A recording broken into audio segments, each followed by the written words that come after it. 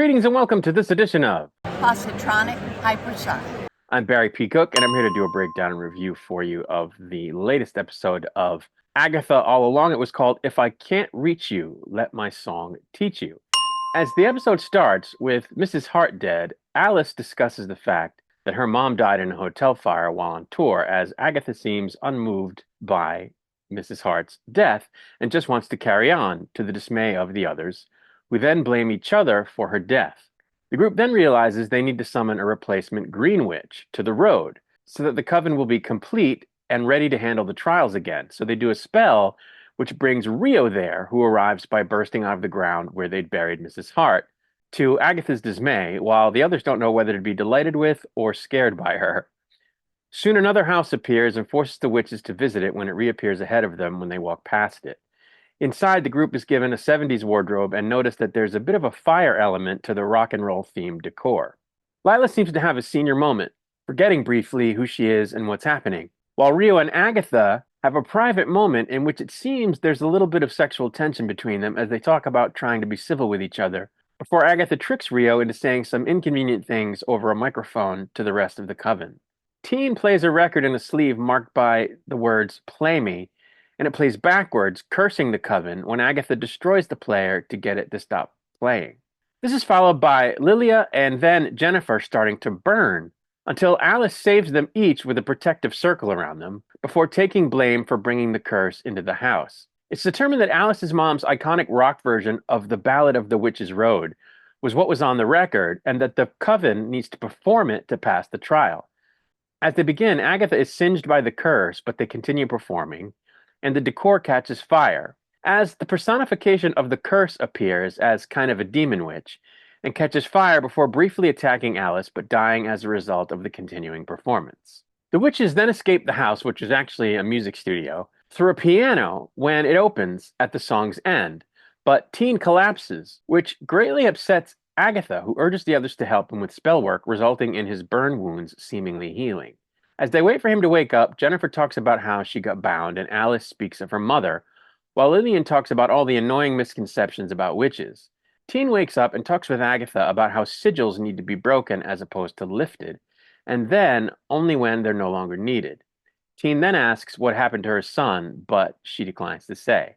Around a campfire, as the ladies trade war stories and scars, Rio tells the group how she had to hurt someone she didn't want to hurt, and how that person, a woman, is now her scar. When Agatha walks off, Rio follows and they share an embrace before almost kissing, and then Rio tells Agatha that Teen is not her son, which is where the episode ended. So I like this episode quite a bit. Really, I think it's the best episode they've had since the first episode. I think we're finally starting to get a picture of who these characters really are and the things that they've been through in their lives. And, we're getting to see more about the relationship between Agatha and Rio, which I think is going to be very important as the show goes on. And I liked the rock performance of the ballad. I thought that was really cool. I think the best aspect of it was how, we're starting to see that these characters are regular people. And that's interesting because in a Marvel show, you'd expect the characters to either be heroes or villains, not just run-of-the-mill people. I mean, the characters and villains do have their regular human qualities. That's what makes them relatable to us and makes the stories worth thinking about and, having emotion over. But here, it really seems like these are just everyday people who happen to be witches and who happen to be able to wield magic. And what I mean by that is they're not out there being villains and they're not out there being heroes. They're just living their lives and they use magic. And so I think that just means that the audience is able to more fully relate to them than even, heroes or villains that have everyday human qualities. And I think that's good. I think it makes you care about the characters, and I think it makes you want to see them succeed and turn out okay one way or the other. It invests you in the characters and thereby in the story. Agatha is a standalone character from that. She stands apart from that in that she has been, a villain. And she is a character that seems to be very much out for herself if, somewhat invested in doing right by one or two other people in her life. But mainly, she's very much looking out for herself and she's very guarded. And so she stands apart from them, but that's good too because we're sort of seeing that be tested during the events of the show by her relationships with these people and the common goal that she finds herself in with them because she needs them to pursue her own goal. And so it's all connected and it's going to have an effect on her character. And so that's all good. So I really like all of that. I'm very interested, as I may have said, in her relationship with Rio. I want to know what happened there and what their relationship was before and how it came to be something else and why they're at odds. I want to see all of that. I'm interested to know who Teen is and how the sigil got placed on him and whether he is or isn't Agatha's son. They've hinted very heavily that he is, almost to the point where it's so on the nose that there's no way it's going to turn out that way. But it could still, if they wanted to be very on the nose about it. Though, Rio tells her it's not her son, so we don't know what the story is. So I'm really enjoying all of that. I like the musical numbers. I like the wardrobe changes and all of that. And there's comedy, so I like that as well.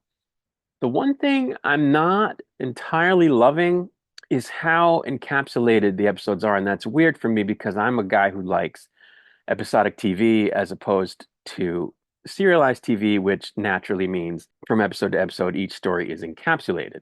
The thing about that is in the last two episodes, the plots have been so encapsulated that they basically have these quote unquote trials that are supposed to be this big deal that the characters are able to solve in a matter of minutes so that each episode only takes up one trial.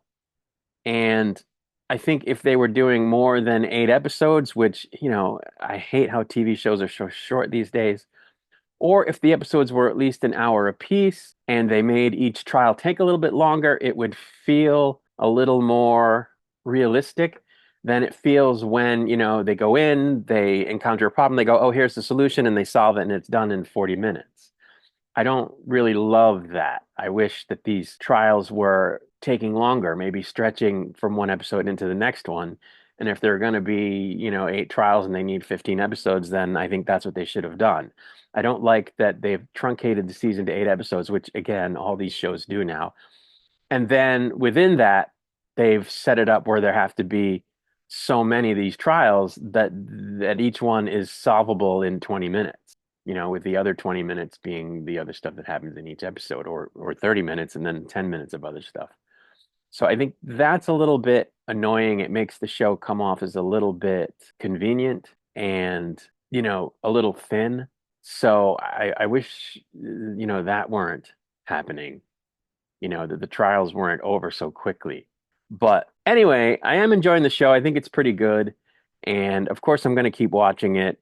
And I will absolutely be back to do a breakdown and review of the next episode once it's released. I'm going to get out of here for now. Until I return, I wish you peace and long life.